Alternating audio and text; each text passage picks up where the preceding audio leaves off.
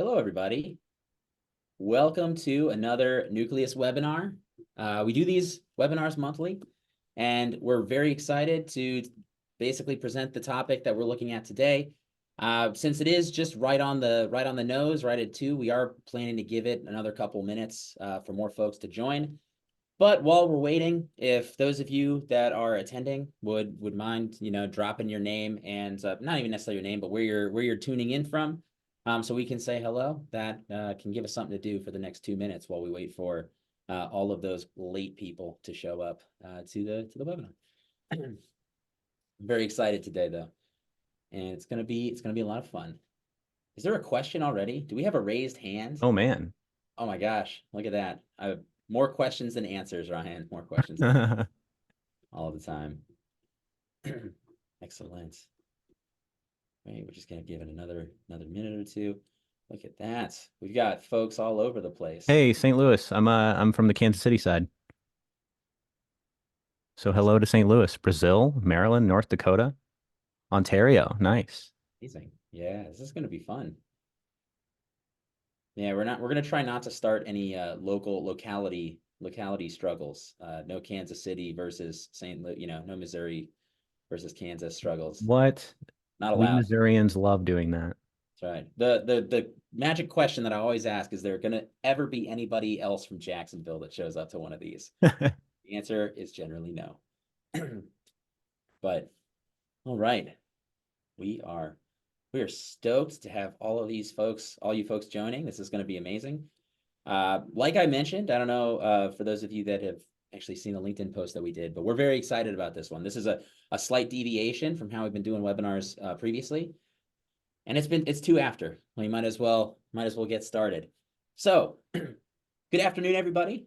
Thank you so much for joining us today on our Nucleus webinar, which is a monthly series that we do that's focused on educating the market, and really bringing together industry experts to help us really start to try to solve this vulnerability management problem at a higher level, right? So this isn't just a vendor pitch. This is really about bringing folks from across the industry that have varying degrees of experience in different parts of the vulnerability management and cybersecurity industry so that we can start to really collectively think about how to solve vulnerability management and some of these harder cybersecurity challenges at a top level. So we very much appreciate the support showing up, and hopefully that you get as much out of this as we get for presenting this information. So without further ado, let's go ahead and jump right in. So what we're really talking about today is vulnerability management metrics and benchmarking. And the reason we're having this conversation is because myself and Ryan and the whole Nucleus team, we get tons of questions about, your screen is blank. Oh, I am sharing a screen. Now you see your screen? see the screen? Okay. Okay, great. Look at that. That's the beauty of live performance. Demo gods are sometimes, we'll do a little dance. We'll get the demo gods on our side. So we're going to be talking about vulnerability management metrics. Really, no screen? Fascinating. So that's multiple people. Anybody else? Let's do a little statistical analysis. Can see it? Some folks can see it. Hmm. I will. You know what? I'm just gonna stop sharing, and then share one more time just to verify. Solidify that. Yeah. Turn it on, turn it off again. Yep. Type of It thing. fixes So everything. it does. Yeah. Excellent. Cool. All right. So what we're talking about today is vulnerability management metrics, right? And we're going to dive deep into what all of these different metrics mean and KPIs and how you can start to evaluate and measure the success of a vulnerability management program. And the reason we're having all of these this webinar is because we get questions all the time around what we should be measuring inside of a vulnerability management program and what it means to have a successful program, a not successful program. How do you communicate to the board? All of those types of things. So that's going to be what we're talking about today. And we're using data that we've gathered as Nucleus to be able to help you figure out and contextualize where you're at as an organization. So with that, let's just jump into who we are so that we understand why we're even having this conversation. We're joined by a very special guest today. I'm very excited. So for those that don't know me, my name is Scott Cooper. I'm one of the co-founders of Nucleus. Currently operate as the product vision, all that sort of fun stuff, COO, etc. But I'm more excited to talk about who our guest today, who is Ryan Kriblar. He is a R&D researcher here at Nucleus. For those that don't know, our R&D department does all this research up front, looking forward at the market and the industry. A lot of you might be familiar with us, in fact, because of a lot of the research we did last year around the SysAkev and visualizing all of those different types of metrics about the SysAkev.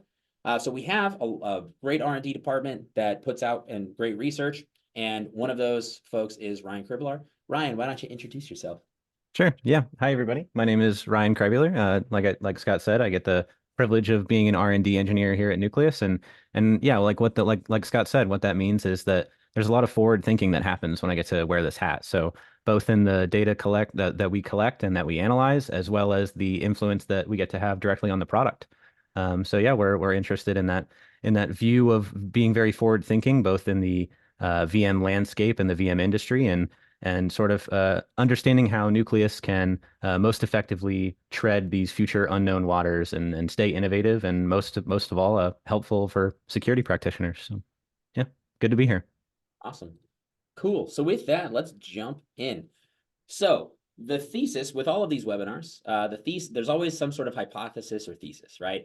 And the thesis of today's webinar is that metrics and vulnerability management are difficult because even if you look at some of those basic vulnerability metrics, right? Some simple things like MTTR, average age, and SLAs, you don't actually know what that means, right? If you're fixing critical vulnerabilities in 30 days on average, how do you know if that's good or not? You really don't have the context, but these are a lot of the basic metrics that organizations start with when they're thinking about the success or the failure of a vulnerability management program.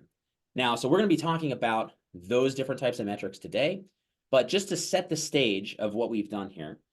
So we've collected over the last 5 years of Nucleus being in business, we've collected data on over 13 billion vulnerabilities, including not just the information about the vulnerabilities, but the remediation actions that have happened on those, as well as the asset information and the threat context. So the way we've been able to do that, for those that aren't familiar with Nucleus, we are a data aggregation system that sits at the center of a vulnerability management and asset inventory and risk management program. So we pull all of your asset, vulnerability, and threat intelligence data into a single place, normalize it, and then we build automation and workflows and measurements and visibility on top of it, right? So that's where we sit and how we were able to get a lot of this information.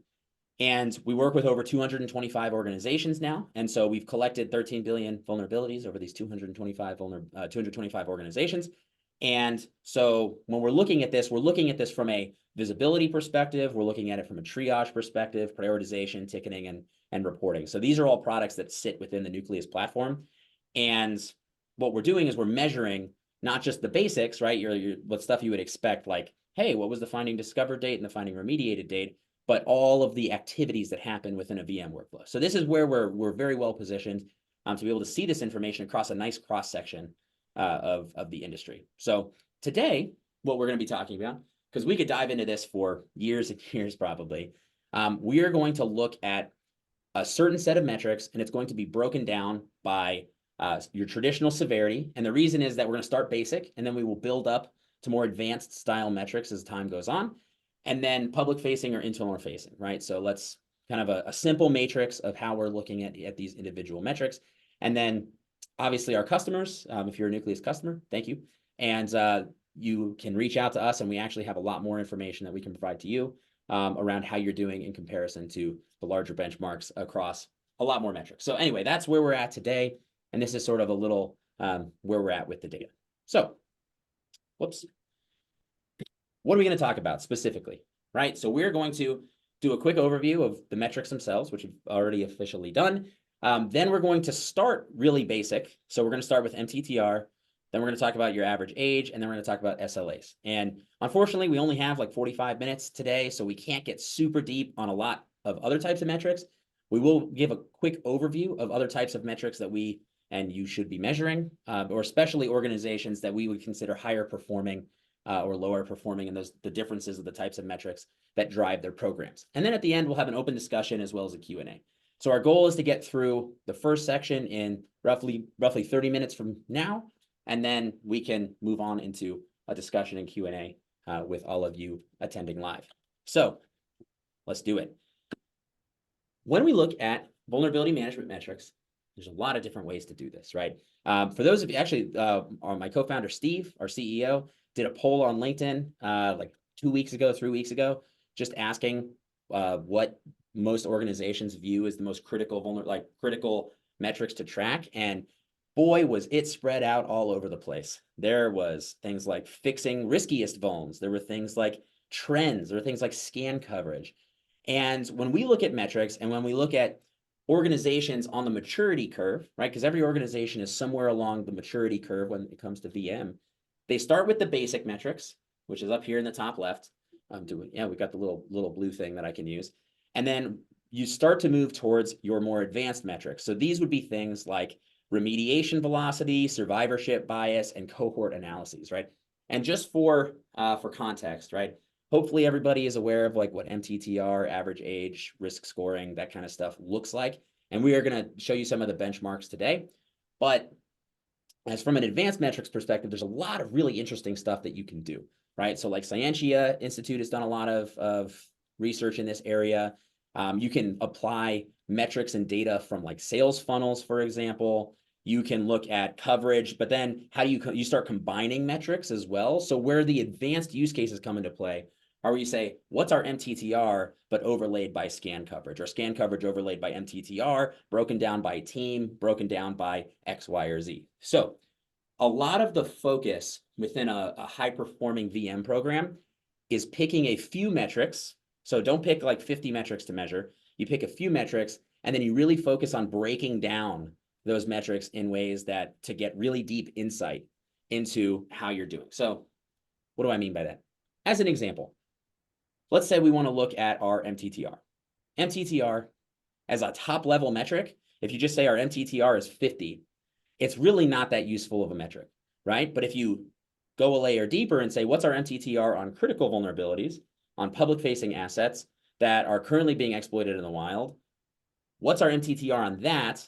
And then break that down across our teams. Now it becomes much more useful, right? So a lot of the challenge here is how do you break these metrics down into a top level, real set of metrics to care about, and the way that you do that. So, and we'll talk about how some of our organizations and customers that we see very successfully do this as we go. Now, the final point here is obviously, Nucleus is a smaller organization in the sense that we are only working with, a few hundred organizations. So there's some statistical significance here, but, obviously some of this is going to have some data skew to it just because, for example, a lot of our customers, actually most of our customers, are kind of more forward-looking when it comes to vulnerability management. And so on average, what we see is that they actually outperform the general market when it comes to solutions like this, just because they're willing to invest in this outside of Nucleus and being a Nucleus customer itself. But they tend to have more resourcing from a people perspective. There tends to be more budget associated to fixing vulnerability management. So there are some considerations just to think about as we look at our data set as a whole. So just that's our big caveat for today as we start to break down what we're looking at. So enough of the foreplay here. Let's get into the actual meat of it. And so I'm going to pass it over to Ryan to talk about the metrics themselves, and then we'll discuss them as we go. So the first one we're going to look at is mean time to remediate. And Ryan, over to you. Sweet. Thanks, Scott. So like Scott said, first thing that we're covering is MTTR, specifically in the last 12 months of all remediated findings. So Scott already explained it. The mean time to remediate is easiest way to think about it is that it measures how long, on average, it takes in days to resolve vulnerabilities. So to give you guys a couple quick notes on the data that we collected here, this was a really broad focus on vulnerabilities that got remediated in Nucleus. There's a lot of intricacies that it can exist in a typical VM program, but also in Nucleus specifically that could involve things like scan type or things like host type. And those types of remediations weren't really something that we separated out with this data that we collected, more so just kind of had that broad level understanding. And secondly, instances where a vulnerability might have been remediated and then opened again in the environment and then remediated once again. We're not really considering any data going on in that portion where it was reopened. We're only really interested in the findings initial discovery date and its currently set mitigation date. So that's just a couple notes about the data you're about to see. And Scott, you can go ahead and go to the next slide. Sure thing. Cool. Okay, so just to give you guys a quick understanding of the data that you're looking at, you see a chart on your left that has a numerical benchmark separation of the data that we collected of MTTR, and on the right is just a visual understanding of that data. So I definitely want to guide your eyes over to the top left in our, you can think of that 99 percentile row as our top 1% of organizations in Nucleus. So they're remediating critical vulnerabilities actually a little bit slower than high and medium severity vulnerabilities, which is actually not exactly what we expected diving into this metric. And I'll dive into maybe some reasons why in a little bit. But as we start to kind of go down the percentiles a little bit, we can kind of see it start to reverse around the 50% mark, where we see sort of a normalization in what we would expect to see from the mean time to remediate vulnerabilities depending on severity, where typically your critical vulnerabilities are remediated faster than your highs and your mediums. We start to see that kind of even out around the 50% mark. Really, as we get down to the bottom 3/4 in general, so the 75% down and onward, you can see that there's definitely a clear focus on critical and high vulnerabilities. Which makes sense, right? From what we hear and the capability to remediate in general for organizations. You know, if you can only fix 8% of what you have in your organization, then you're going to focus on those criticals and you're going to focus on those highs and those whales that might be really important for your organization specifically. So just as like some general questions about this data or about really the critical vulnerabilities specifically in that why they might be taking longer. Are there considerations for how difficult or nuanced it is to remediate these critical vulnerabilities? Are the vulnerabilities themselves possibly a different category or maybe a different class? Or possibly affecting infrastructure that can't easily be patched without affecting greater areas of the business or business continuity itself? Yeah, so this one was immediately super interesting to us, just as it stuck out that even for our most top performing organizations, the mean time to remediate critical vulnerabilities actually appears to be a little bit slower, which was definitely a contrast to what we initially expected when diving into this one. Scott, do you have anything to add to this one in particular? I do, yeah. So the thing that's interesting about this, right, is this is just a base. This is what we call a base metric, right? So this is just a kind of take a temperature for how your overall cohort is doing just across the board, and then you start to break it down to really see what it could mean and sort of digging into different pieces where you can start drawing conclusions. One thing that was interesting as we dug into this was that what we find is that so remember the 99% percentile, that's the top 1% of performing organizations. So most organizations are averaging, somewhere around the 30 days mark to fix critical vulnerabilities, which is interesting, right? Because when you think about a traditional policy-based SLA, generally, when you make a broad proclamation, it's fix all criticals within 30 days, right? And so it's interesting to see the actual mean time to remediate kind of start to standardize to the SLAs that folks are setting, which begs questions around, okay, well, does that mean that we actually can leverage SLAs differently to start tracking mean time to remediate? Now, that would mean that you'd have to adjust how you measure mean time to remediate, and you'd have to break it down further based on like, hey, we actually have more than just 3 risk levels. Maybe we have 10 risk levels, and we want to start being able to track at different parts of this, right?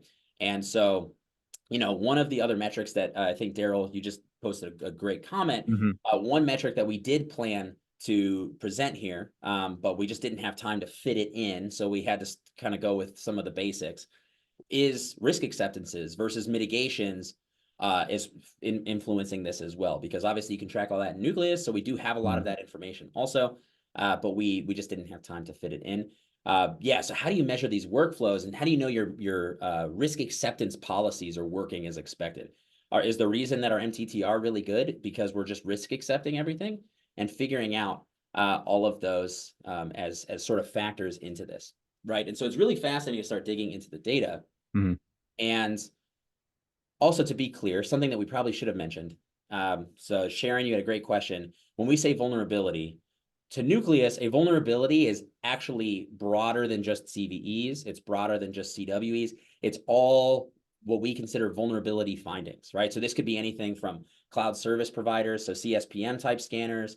It's, code scanning, code vulnerabilities. It's traditional infrastructure, and we can break that out. We actually do break it out further inside of the Nucleus platform for you to look at and see how you're performing against that. But this is a consolidated metric across an entire organization's fleet of infrastructure, because Nucleus manages the data across everything, right? So this is a part of what makes this so interesting when you start comparing this at the top level to how organizations are actually looking at a higher or at a deeper level, which brings us to what happens if we add a filter for public facing vulnerabilities. So Yeah. Yeah.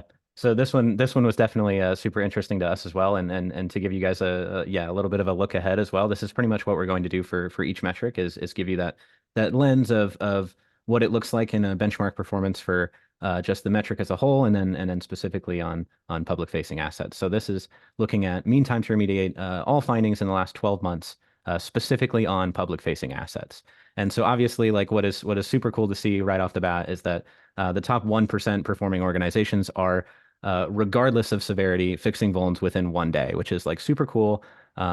It's cool to see such a focus and consistent level of remediation in general for top performing organizations. And even as we go down a little bit and see that the top 10%, they're still within 10 days to remediate even a medium vulnerability, which is a lot of fixing going on, right? And even for as we start to go down a little bit further at the 50% benchmark, remediation of public facing timelines actually starts to even out a little bit with the data across all vulnerabilities. So regardless of whether it's public facing or not, right around that 50% mark is where we start to see a little bit of a normalization. And then surprisingly enough, as we travel down, I believe it's sort of at the bottom 25% there, we actually start to see an increase in the fact that it's taking longer to fix vulnerabilities on public facing assets specifically versus your entire data set as a whole, which is, again, what feels like a contrast to some initial assumptions that someone might have looking at these two data points together, in that you would think that public facing assets are almost always going to be remediated faster than non-public facing assets, or really just the entire sample pool as a whole.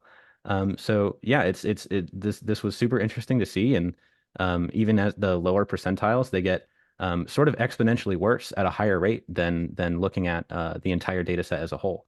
And so yeah, this one was again like super interesting, and some reasons for this might be, and lower tier orgs have a hard time detecting or determining public facing. For It's possible that organizations with less resources, there's just a focus on things like Patch Tuesday or easy bolt fixes that you can sort of apply little resources to for a lot of gain in your environment. And so what does this mean? So for a lot of organizations, even though we harped on public facing in the industry, really for like the last 10 years or so, this kind of tells us as Nucleus that people just have different priorities still. This doesn't necessarily mean that they're bad at patching or they're bad at finding public facing hosts. It could just mean that with the resources that exist for those organizations, there's still different priorities for them. And so, yeah, like I said, this is interesting to Nucleus because we see in the VM industry as a whole, new prioritization schemas, new frameworks pop up all the time, and arguably one of the most basic prioritization techniques, focusing on your public-facing assets, is not being followed by every organization across our benchmarks, full stop. And so what that tells us is that even the most basic form of prioritization, like if we want to encourage organizations to implement something as mature or complex as something like SSVC, that includes a ton of different decision criteria, this would just be one of many of those decision criteria in SSVC. So what this shows us is that it's evident that not every organization is adhering to one critical decision criteria, which is assets open to the internet. So yeah, Scott, do you have anything to add to that one? Oh, do I ever? Those that are watching will know, if they've watched webinars with me in the past, that I always have something to say, for better or worse. But there's a few things here to think about, right? So the first thing is that it's not just that organizations are necessarily not able to detect public facing versus internal facing or anything like that, right? A lot of this has to do with just organizational politics, organizational friction, right? And so the other thing to think about here is that some of these numbers do, as we looked into the data, a lot of these numbers do vary drastically depending on if it's product security versus corporate security. Thanks, Chris. We'll get to the advanced metrics. Don't worry. But what's fascinating about this is when you start breaking this down, you can see the friction points and in your organization really clearly where, hey, actually, I mean, the average of critical vulnerabilities fixed is 32 days, right? And so when you look at that, and I think there was a comment earlier about how different compliance frameworks like the state of North Carolina, the state of Virginia, FedRAMP, all of these federal government agencies are now mandating that you do continuous monitoring and you're fixing vulnerabilities within a certain period of time. I mean, the reality is that most organizations are not going to be able to meet that unless we get more precise with what we mean by critical, high, medium, and low. But that's a soapbox that I could get on for another day. But that's, I guess, where a lot of the SysAkev stuff comes in as well. That's the government trying to, make things more precise. The final piece that's really interesting to note here is that what ends up happening and what we've seen as a consistent pattern within our Nucleus customers is that they start out on a lower maturity level, right? Just because that's where everybody is when you have a manual system. But then how do you start automating these different decision criteria at scale is where, and that's what Nucleus, obviously, we do. One of the ways that we can help organizations, but you move towards being able to remediate faster just by having visibility, just by being able to make better decisions. And there were just a couple questions that I want to address before we move on to the next one. So let's see. Yes, so there's a couple questions. So the first question was from Tim about labeling a vulnerability as external versus internal. Do we consider services that are only available internally as external because the asset does have some different services facing externally? We obviously in Nucleus can look at that as well. So we're able to detect that and our customers can set that up via automation. We can help with a lot of that based on the data we're collecting. So yes, we can detect when vulnerabilities are public facing, but the asset itself isn't. That is a part of the platform. Josh had a question about can we see what tools the most rigorous organizations are using? We absolutely can.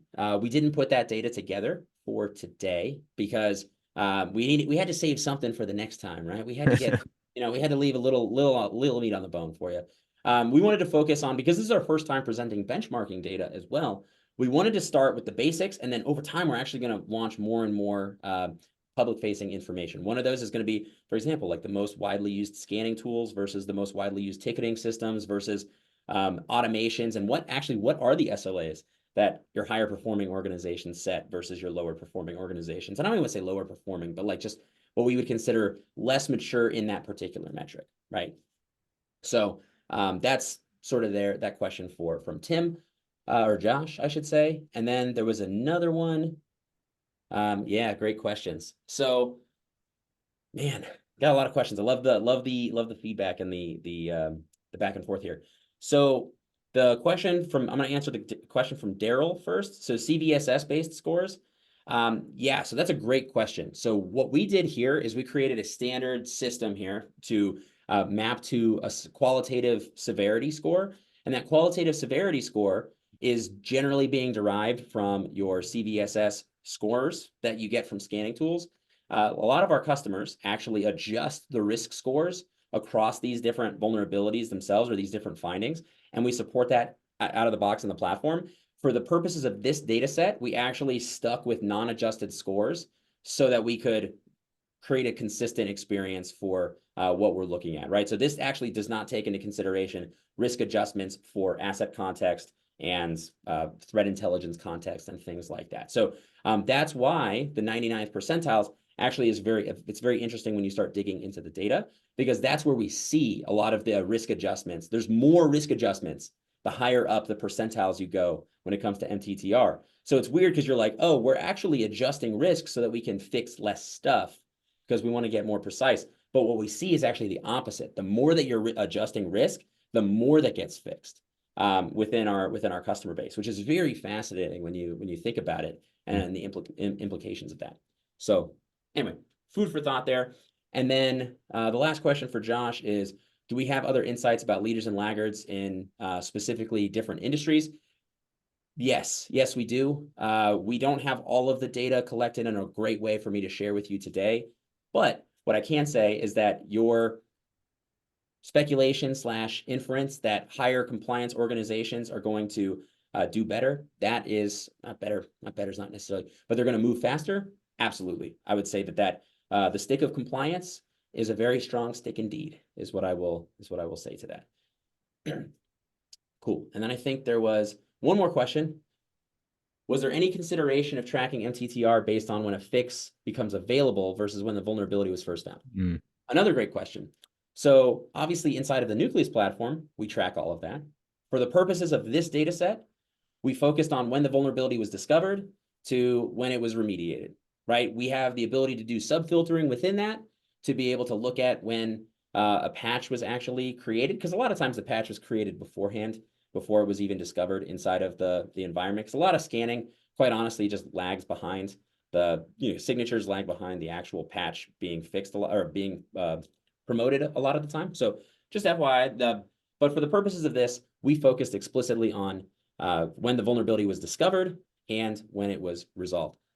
But it does bring up a great point, right? Which is my whole intro, which was that just a simple metric, MTTR. Chris thinks the MTTR metric is boring.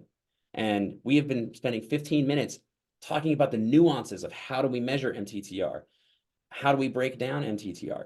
Do we consider things internal versus external? So it gets really nuanced really quickly, which I think just goes to show why we don't need to hold the average, the 50%, which is 30x worse at remediating vulnerabilities that are public facing, that are public facing, that it's not necessarily a bad thing. A lot of this is just, it's really hard and it's really nuanced. And a lot of these organizations are missing VM context to make these really great decisions, or they're being driven by compliance and policy without regard to their own business context. So anyway, I've been harping on this for long enough. Let's move on to the next one. But definitely appreciate the feedback here. With that, Ryan, we're going to move into average age before I grow old. Before Scott's average age is too old for this webinar. All right. So MTTR is one thing, obviously, and it can be incredibly nuanced and complicated, like you guys just unfolded a little bit yourselves. And but you need the other half of the data set in order to compare what might be going on here to make broader speculations about sort of your data as a whole.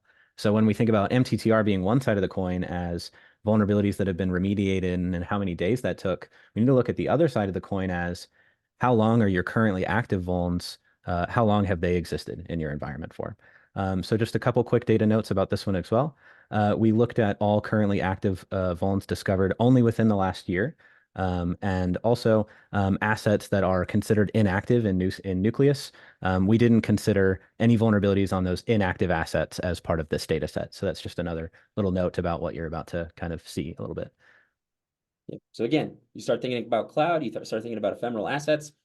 How do you handle those? Are those remediated? Do we count those as remediated, even though those were in our environment for a period of time, but the asset went away? So it gets very very complex pretty quickly. Mm-hmm. Yeah. All right, back over to you, Ryan. I had to get Cool. that in. No worries at all. So again, guiding eyes kind of over to the top left in our 99th percentile, or actually, I'm sorry, our top 10% of organizations are the average age of vulnerabilities in our top 10% of organizations are within a month or around a month. Even for medium severity vulnerabilities, it's close to a month. And 4 days old on average for critical vulnerabilities is both extremely well performing, but also aligns with what we observed for the average MTTR for critical vulnerabilities for those really top performing organizations, which was, if you remember, just 5 days. So where a split occurs in my eyes in this data is by severity. So even for the top 1% of all organizations, while it's still an impressive metric, 8 days of average age for mediums is in contrast to 2 days where we saw it in MTTR. And so as you go down the chart, we start to see sort of a commonality in a significant increase in age across severity. And so this can be for several reasons, but some of our assumptions are that obviously to start with, lower severity means lower priority. That's a pretty obvious one, but we can dig a little deeper. There's typically a larger bulk of lower than critical severity vulnerabilities, both in class and in disclosure. So at one time or at one point in time, a large set of medium or high or low vulnerabilities might be disclosed at one point in time. These vulnerabilities are often not really considered in out-of-bound patches unless it's a critical and it's been given a few specific reasons to highlight as to why it might need to be an out-of-band patch, whether that's exploitability of a given vulnerability, creating that mean to prioritize it.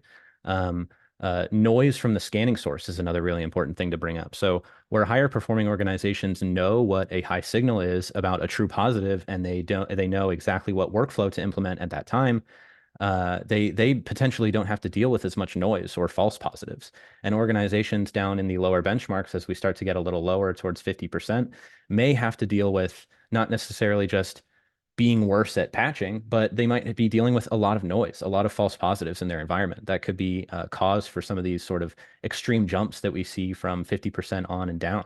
And keep in mind too that these are the averages of the age that you see in each benchmark. So what that means is there's a lot of vuln ages above and below every number that you're going to see in these percentile benchmarks. Just like, your average weather temperature of the day, it means that there can be a lot above or a lot below the percentile that we're showing. So for example, the top 10% are within 1 month average of how old their vulnerabilities are.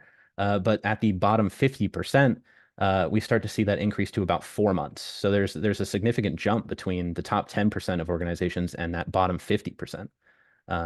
So honestly, I have a question for you, Scott. Thinking about this alongside MTTR, it makes it seem that like top 10% of organizations are turning over vulns quickly and consistently. So what might they be doing in their organizations, whether in workflow directly in Nucleus or process outside of Nucleus? What might they be doing to kind of set themselves aside? Yeah, yeah, it's a great question, right? Because the thing that this is suggesting, right? And now part of this, again, we have to keep in mind that a lot of this is that all of these organizations we're looking at have a tool called Nucleus to help them with remediation activities, right? So it might be skewed a little bit in that particular way, because what I find ends up happening is that really sophisticated organizations, even if they don't have a tool like a Nucleus, they're still finding a way to fix the really, really bad stuff, like the oh no vulnerabilities. But then they tend to deprioritize and don't work on the kind of lower priority vulnerabilities. But what we see amongst our data set is that it's actually pretty consistent. It's all of the vulnerabilities tend to get fixed within around the same amount of time over the long term and over the bigger the data set is. Now, what that suggests, which is really fascinating, right? I don't know if all of you remember back in 2015, 2016, when the idea of like EPSS came into play, and organizations started to hear, okay, well, we can only fix 10% of vulnerabilities, so we need to prioritize at a much more precision level so that we can only fix whatever the 2% or the 8% that we fix, or that we can fix, and those need to be the most impact. But what we see is that if you look at it over the long term, there's actually a curve of most vulnerabilities do end up getting fixed. It's just a matter of when they get fixed.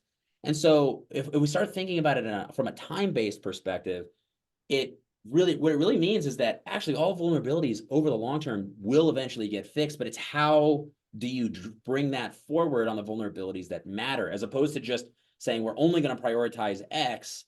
What it actually means is we're going to prioritize X, but we're going to bring Y and Z along with us. And you do that through automated systems, right? And that system can be a patch management system. It could be, CI/CD types of systems. It could be redeploying container images. It's very, varied based on the system. But what I can tell you is that anecdotally, from what we see, now this one I don't have the data for yet. I'm working on that. We do know that the orgs that tend to achieve these higher percentiles of remediation are actually able to remediate all of their vulnerabilities in a shorter period of time. So they're not just good at precision, they're also good at remediation. And the way that they tend to do that is through two things. The first is what we call data democratization. So these organizations adopt a very open mindset to their vulnerability data, and they say, hey, we don't necessarily want to access control everything to the nth degree. We're not going to spend time over optimizing on very specific security controls. We're going to spend the majority of our time trying to shove the data that relates to somebody directly to them and let them take care of it. So they tend to democratize the data. And then with that comes a responsibility to fix the vulnerabilities. And then your 50 million vulnerabilities becomes 10 million vulnerabilities, becomes 1,000 vulnerabilities, becomes 15 vulnerabilities per individual team or individual department, depending on how your organization is structured. So that tends to be the first really big pattern that we see when we're looking at these upper percentiles types of remediation activities. Now, again, remember, like the average is, or the median percentile is actually around 100 days for critical vulnerabilities. So we're fixing vulnerabilities within critical vulnerabilities within 30 days, but the age is over 3 months, right? So there is that kind of interesting discrepancy there where we are just fixing subsets of these vulnerabilities, and it's going up over time. So we call that vulnerability debt, but this is sort of the specifics of what that vuln debt looks like, I should say. And then the final thing is, how do we get automated systems in place to triage vulnerabilities? That's the other anecdotal system that we see that really translates to faster remediation. It's less about the remediation and it's more about the prep work and the analysis of vulnerabilities, bundling the data, packaging it together, and delivering it to people in that last mile that ends up being the make or break on remediation. So the difference between a 25 percentile and a 90th percentile, now granted 99 percentile, those are some freaks, right? That's top 1% Yeah. for a reason. Those are professional vulnerability management remediation gurus. Some nerds. All learn from them, myself included. But to go from 25% to 75%, it's actually some minor changes to the overall process for how you can set up your organization. And a lot of that has to do with automating upstream, in between scans and in between tickets. Like in that sweet spot right there is where all of the speed can be found. And it's simple things like, how do we automate ownership of a vulnerability? How do we assign that? How do we not have to have some poor guy named Bob go around and take a paper from a customer to an engineer and then back to the customer, right? So customer management, stakeholder management, all of those types of things. So anyway, that's where we're at for my big soapbox on that. I apologize, Ryan, for going way off script. No, you're good. You're good. Yeah, so just like all the others, we wanted to look at average age on specifically public-facing assets, and we wanted to see how that would line up with just looking at the average age across the whole data set. And so there's a point for public-facing vulns that suggests that there's a level of comfort possibly that exists with vulns existing on public-facing assets as opposed to just in general. And we see that because sort of after you get down to around the 50% mark, compared to the average age of any given vulnerability, we actually start to see an increase in the average age of a given vulnerability on a public-facing asset. I believe we kind of did some quick math last week and figured out sort of the jump between 50 to 25 to 10 on average age of any given vuln shows about 11% increase on specifically public-facing assets where vulnerabilities are living for longer. And so I feel like this sort of challenges the widely held hypothesis that public-facing problems are always and consistently fixed more promptly. This sort of goes against that assumption. You would expect this to always sort of decrease in every environment, regardless of benchmark performance, but that appears to necessarily not be the case. And this could suggest possibly a less sophisticated change management process to incorporate certain business critical services that have to go into consideration with a given vulnerability. It might be not as easy as just patching and rebooting a workstation or a set of workstations. Vulns on public-facing assets might exist for longer because it could indicate that organizations are possibly not as well equipped to handle patch management in complex live business critical services. They could have just less of an appetite in general to out-of-band patch on business critical systems if the process isn't concrete and tested, and also the fix isn't concrete and tested. There's possibly less redundancy built into these public-facing systems. There's almost certain to be more people involved in the remediation of a given public-facing asset. There's going to be more stakeholders, which means more teams, which means more chances for a given issue to be delayed. And since this is looking at the average age of any given vulnerability on a public-facing asset, many of those case-by-case scenarios can certainly muddy the waters a little bit as far as sort of understanding why we see public-facing vulns potentially living for longer than the rest of the data set. So it's possible organizations don't treat public-facing vulnerabilities always as incidents, whereas organizations sort of in our top 90% there, they might have a more solidified list of your oh crap criteria where they treat these vulnerabilities as incidents and rally the necessary troops to get the thing out. So and to put a little bit of focus too on that top 1% there, like that's remediating and you know an average age at a ridiculous pace, honestly, to remediate within just a few days across any severity, and to for any average age of any given vulnerability on public facing assets to be less than 5 days across any severity. That's you know that's remediating and uh, vulnerabilities existing at a really ridiculous and impressive pace.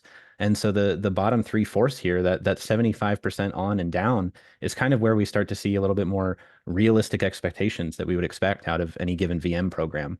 You know, we can deduct from this that from this and in line with our MTTR that the actual baseline performance of an organization is 31 days to remediate critical vulnerabilities, but an average age of 108 days for those same critical vulnerabilities. So some organizations might you know, see that as one and the same thing. But this data is sort of telling us that it's possible that you should sort of carry on this practice that the average time to uh, remediate your MTTR for critical vulnerabilities could be one value, but the average age of of critical vulns across your entire environment could be an entirely different value.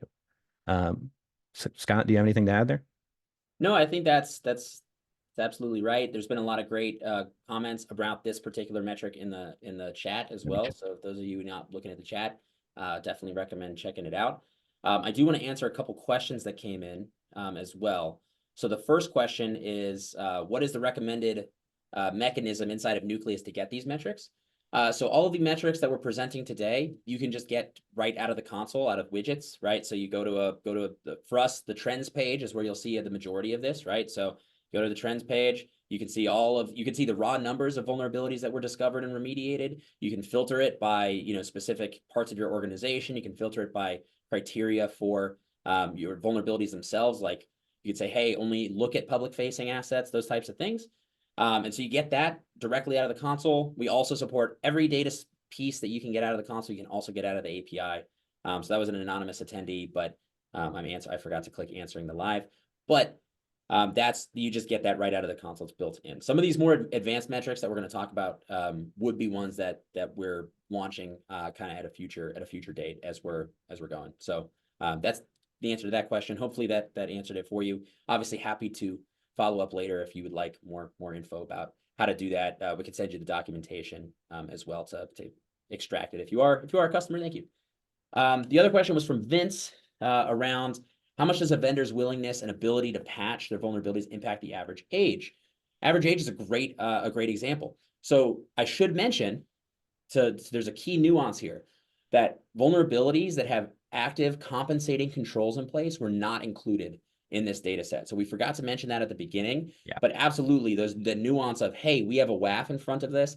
Hey, it's end of life and we've accepted the risk is not included in this particular data set. So FYI, for what it's worth, that's where some of these, some of these speculations and things that we've deduced from the data set has come into play. So we did forget to mention that at the beginning, but absolutely, your age can be broken down across, hey, total age versus compensating controls age, right? Because if you have compensating controls in place, the controls themselves, you need an average age of your compensating controls and the last time you checked up on them, and to be able to, follow back up and fix them again, right? Or review them again. So that's absolutely part of the VM workflow process. And again, why Ryan and I are very passionate about automation within the VM workflow that has nothing to do with patching, right? There's so much automation, so much opportunity within just the administrative garbage that is the standard VM process.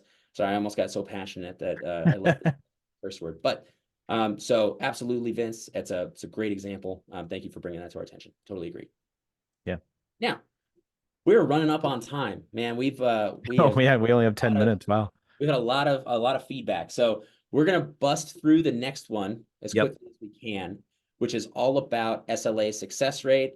And um, just so everybody is on the same page about what we mean by SLA success rate. So because every organization can have different SLAs. An SLA is just a measure of your organizational process health. So when we say are going to do something, how often are we successful at achieving that thing? And really, that's all an SLA is in the VM space. So in this scenario, just the caveat there that's what we're looking at, right? So these SLAs can be all over the place, and we will have some analysis on what those SLAs look like in higher performing organizations. But just FYI, that's what we're looking at. Yeah. So Yeah, cool. Yeah, so yeah, like Scott said, we have so many opportunities to dig into SLA at a deeper level and with tons of different filtering or lenses in mind. But yeah, for the sake of for the scope of the webinar, we really wanted to focus on uh, um, SLA success rate from the definition of you have a vulnerability and its mitigated date, and that same vulnerability and its given due date, and whether or not that mitigated date was on or before. That's sort of the base level assumption that we carried throughout this data.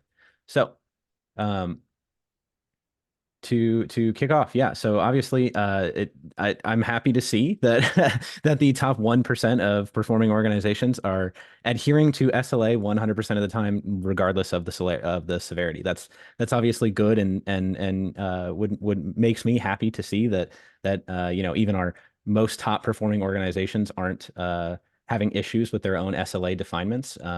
But what I think is important to remember with SLA success rate is that you're defining your own success and you're acting upon that definition of success. So you're adhering to yourself as your organization.